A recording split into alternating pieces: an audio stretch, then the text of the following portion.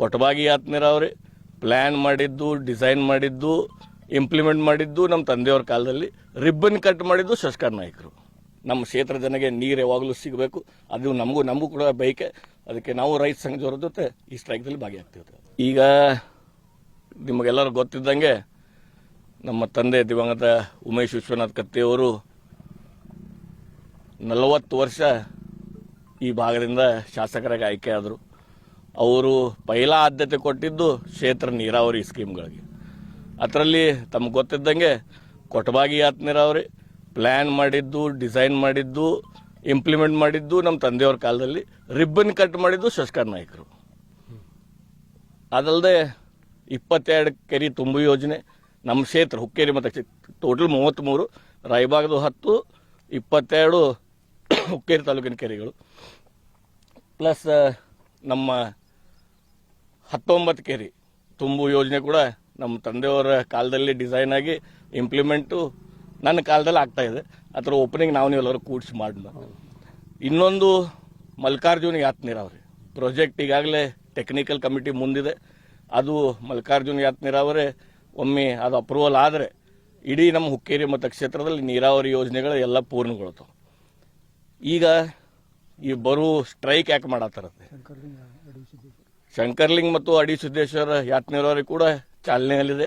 ಅದನ್ನು ಕೂಡ ಇನ್ನೊಂದು ಬರೋ 3 ತಿಂಗಳಲ್ಲಿ ಮಳೆಗಾಲ ಮುಗಿದ ನಾವು ನೀವೆಲ್ಲರೂ ಕೂಡ ಓಪನಿಂಗ್ ಮಾಡೋಣ ಅಂತ ಹೇಳಕ್ಕೆ ಇಷ್ಟಪಡ್ತೇನೆ.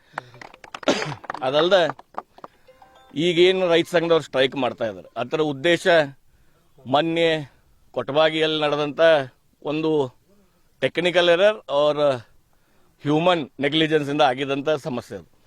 ಏನು ನಮ್ಮ ಸುಲ್ತಾನ್ಪುರ್ ಬ್ಯಾರೇಜ್ದಲ್ಲಿ 2.8 ಮೀಟರ್ ನೀರು ಯಾವಾಗಲೂ ನಿಲ್ಬೇಕು, ಮೇಂಟೈನ್ ಆಗಬೇಕು, ಪಂಪ್ ಹೌಸ್ಗೆ ನೀರು ಪೂರೈಕೆ ಆಗಕ್ಕೆ.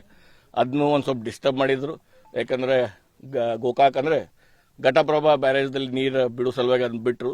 ಅದೊಂದು ಸ್ವಲ್ಪ ಟೆಕ್ನಿಕಲ್ ಎರರ್ ಇತ್ತು. ಮೊನ್ನೆ ನಾನು KDP ಮೀಟಿಂಗ್ದಲ್ಲಿ ಎಲ್ಲರಿಗೂ ತರಾಟೆಗೆ ತೊಗೊಂಡಿದ್ದೀನಿ. ಈ ಬಾರಿ ಹಂಗೆ ಆಗಬಾರ್ದು, ಪ್ರತಿಯೊಂದು ಊರಿಗೆ ನಮ್ಮ ಕೊಟಬಾಗಿ ಯಾತ್ ನೀರಾವರಿ ನೀರು ಪೂರೈಕೆ ಆಗಬೇಕಂತ ಹೇಳಿದ್ದೀನಿ.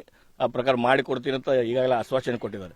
CE ಅವ್ರಿಗೂ ಮಾತಾಡಿನ, ರಾಥೋಡ್ ಅವ್ರಿಗೆ, KNL MD ನಮ್ಮ ಅಮ್ಮಿನ ಮಾವಿಯವರು ಕೂಡ ಮಾತಾಡಿ ಅದಕ್ಕೆ ಅದು ಮೇಂಟೈನ್ ಮಾಡೋಕೆ ಈಗಾಗಲೇ ಹೇಳಿದ್ದೀನಿ. ಅದು ಬಿಟ್ಟರೆ ಮಲ್ಲಿಕಾರ್ಜುನ ಯಾತ್ ನೀರಾವರಿ ಭಾಳ ದಿವಸದಿಂದ ಬೇಡಿಕೆ. ಯಾಕಂದ್ರೆ ನಮ್ಮ ಹೊಸ ಭಾಗ ಏನು ಸಂಕೇಶ್ವರ ಭಾಗ ನಮ್ಮ ಹುಕ್ಕೇರಿಗೆ ಸೇರಿಕೊಂಡು 2008ರಲ್ಲಿ ಸೇರ್ಪಡೆ ಆಯಿತು. ಅಲ್ಲಂತೂ ನೀರಿನ ವ್ಯವಸ್ಥೆನೇ ಇದ್ದಿರ್ಕಿಲ್ಲ.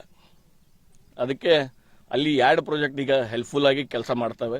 ಒಂದು ನಮ್ಮ ಬ್ಯಾರೇಜ್ ತುಂಬು ಯೋಜನೆ, 5 ಬ್ಯಾರೇಜ್ ಏನು ತುಂಬಿಸಾತೀವಿ ಆ ಚಾಲನೆ ಕೊಟ್ಟ ಮೇಲೆ ಕೆಲಸ ಚಾಲೂ ಆಗೈತಿ. ಆ ಚಾಲನೆ ಕೊಟ್ಟ ಮೇಲೆ 12 ತಿಂಗಳು ಹಿರಣ್ಯಕೇಶಿ ನದಿಯಲ್ಲಿ ನೀರು ನಿಲ್ಲುತ್ತೆ. ಆ 11 ಹಳ್ಳಿ ಇನ್ನು ನಮ್ಮ ಕನಗಲ ಭಾಗದ 11 ಹಳ್ಳಿ ಹೈವೇ ಮೇಲ್ಬಗೆಯಲ್ಲಿ ಏನು 11 ಹಳ್ಳಿ ಅದಾವು, ಅಲ್ಲಿಗೆ ಒಂದು MV ಇದೆ ಮಲ್ಟಿ ವಿಲೇಜ್ ಸ್ಕೀಮ್ MVS ಅಲ್ಲಿಂದನೇ ಇದೆ ಹಿರಣ್ಯಕೇಶಿ ನದಿ ಮೇಲೆ.